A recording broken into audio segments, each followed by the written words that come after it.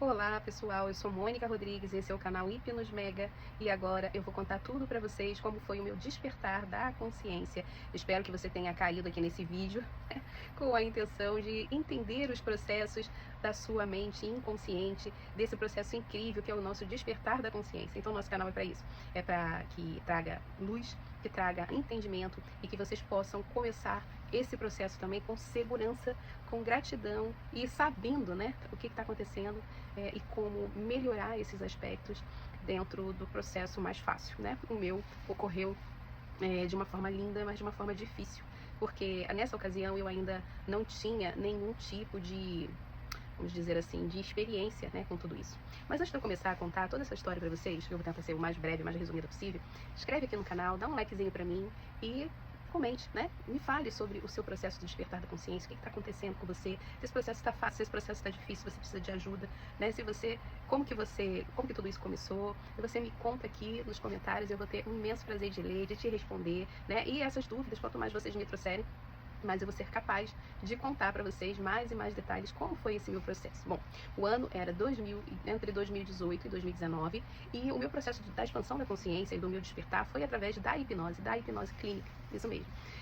Eu era professora, eu sempre trabalhei em magistério, sempre trabalhei com educação e eu estava muito confusa e com muita vontade de sair desse trabalho, sabe? Eu não queria mais, eu não estava mais disposta a trabalhar na educação, nas escolas, eu estava muito cansada, né? Já estava anos trabalhando com aquilo e é meio que enxugar gelo, né? O processo do professor é aquele no Brasil é um processo difícil. Quem aqui é professor vai me entender, vai saber o que eu estou falando. A gente se desgasta muito, a gente se entrega muito pro sistema e não ganha nada, né? No final a gente fica doido, fica doente, fica cheio de problema e foi o que aconteceu comigo. Eu fiquei doente, eu estava doente, e eu resolvi dar um basta, né? Parar de trabalhar com educação. Mas vai parar de trabalhar com educação, e aí? O que você vai fazer, né? O que eu fazer alguma coisa, né?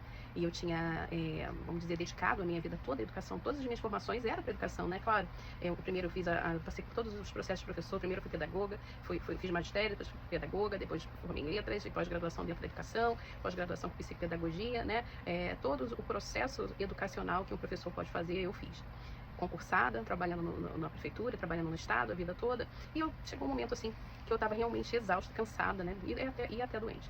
Foi onde eu resolvi fazer uma mudança na minha vida. Então, na dúvida, cheia de coisa, e também um pouco adoecida, não tava legal. Então eu pensei, né, eu vou procurar o curso de psicologia ou de advocacia. Então eu entrei no celular e comecei a pesquisar como todo mundo faz. Isso era um ano entre 2018 e 2019, não tinha tido a pandemia ainda, e eu estava lá procurando mudar de profissão. E de repente, né, gente, hoje eu sei que foi tudo uma grande articulação do astral, caiu ali pra mim hipnose clínica, né? Eu não sei por que isso caiu, eu não tinha pesquisado nada sobre isso, porque o celular recomenda, né? O algoritmo lê aquilo tudo que você tá procurando e recomenda. Não foi o meu, caiu pra mim o curso de hipnose clínica e rapidamente eu perguntei ali, já entrou uma pessoa comigo no WhatsApp, que mais tarde seria o meu mestre, né? O meu mestre, e o Filipe, que são do Instituto Leones, onde eu fiz o meu curso.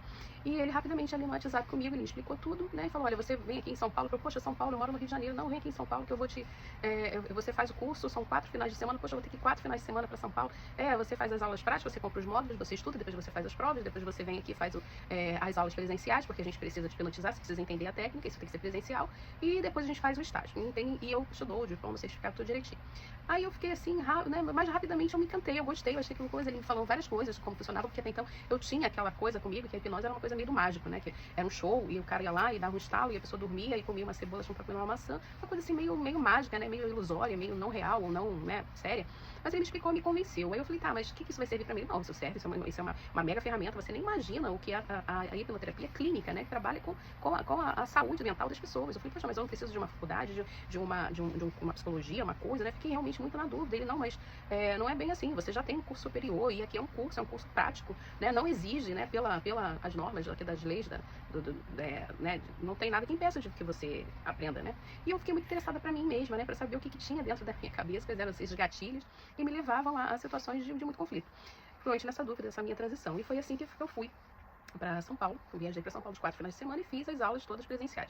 Logo de cara, né, como era aula prática, eu já fui hipnotizada, eles já fizeram comigo as técnicas e eu comecei a entender alguns processos muito malucos da minha vida, de que eu não tinha consciência, eu não tinha, nem imaginava que era desse jeito, eu não sabia que situações, tipo, eu tinha problema com peso, sempre não. Depois de uns 25 anos, já tinha casado, tinha tudo até a minha filha, eu fiz a retirada da vesícula e a partir daí eu fiquei com a digestão muito difícil, né, inclusive essas questões de doenças, essas questões, porque as doenças, né, do trato gástrico, tudo isso eu fui entender depois, né, estudando por que essas doenças, as doenças são todas astrais, todas emocionais e vem tudo da mente. A gente manifesta isso com esses sentimentos horríveis, esses pensamentos, né, tóxicos que a gente tem. Os nossos convívios, as nossas relações e tudo que a gente escolhe, né, leva a gente para um determinado caminho. E foi assim que aconteceu comigo. Eu fiquei doente, né, desse problema de cálculo na vesícula, eu tive que tirar.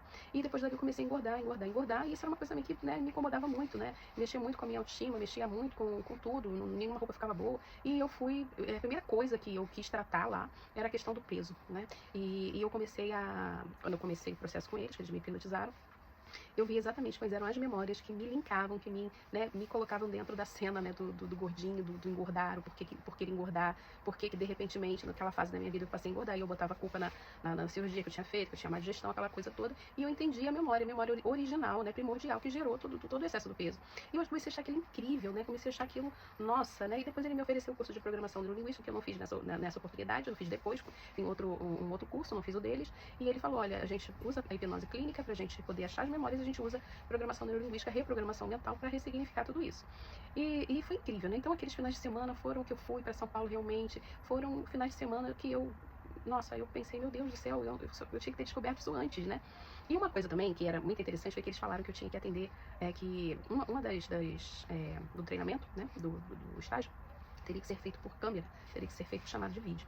E isso pra mim era morte, gente, porque eu detestava aparecer não gostava de tirar foto. Quanto mais fazer um vídeo com uma pessoa que eu nem conheço, achava o vídeo, assim, uma coisa dificílima, muito difícil, mexia muito com a minha autoestima, mexia muito com minhas coisas de segurança, né, de minha zona de conforto, minha zona de limite.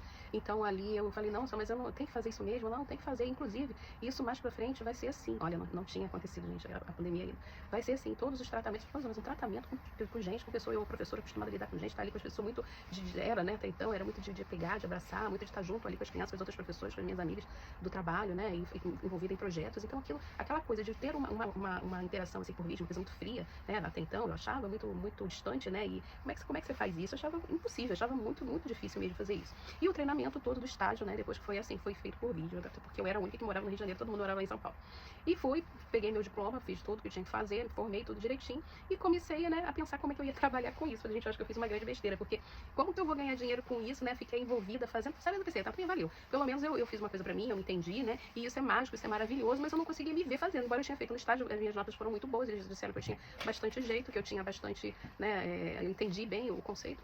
E fui, né, e comecei a anunciar na internet pra poder, mas com muita vergonha, eu não queria contar isso pra minha família, porque todo mundo ia rir na minha cara, né, ia ficar assim, meu marido me apoiou, todo mundo, né, assim, mas eu não queria contar para as pessoas, porque, nossa, você vai deixar de ser professora concursada para trabalhar com hipnose, com, né, coisa esquisita. E eu fiquei realmente com vergonha. Falei, tem que buscar, já que vai ser online, eu tenho que buscar isso fora. E foi assim que eu fiz. Eu peguei e comecei na internet a falar e dizer que eu fazia de graça e que era para a pessoa ver como que funcionava, como que era, né? E nisso eu fui capturando os meus clientes, os meus pacientes e fui aplicando as técnicas e, por incrível que pareça, foi muito rápido eu fazer uma clientela na internet, né, com poucos anúncios de graça. Então um já indicou para o outro e a partir daí eu passei a atender só por indicação. Depois daí eu não fiz mais anúncio nenhum, eu só trabalhava com as pessoas que eram, né, que uma indicava para outra tal e famosa, né, propaganda boca a boca. E foi assim que foi. Então eu comecei a trabalhar muito e claro, né, gente, que quando chegou a pandemia, no ano de 2020, aquilo explodiu.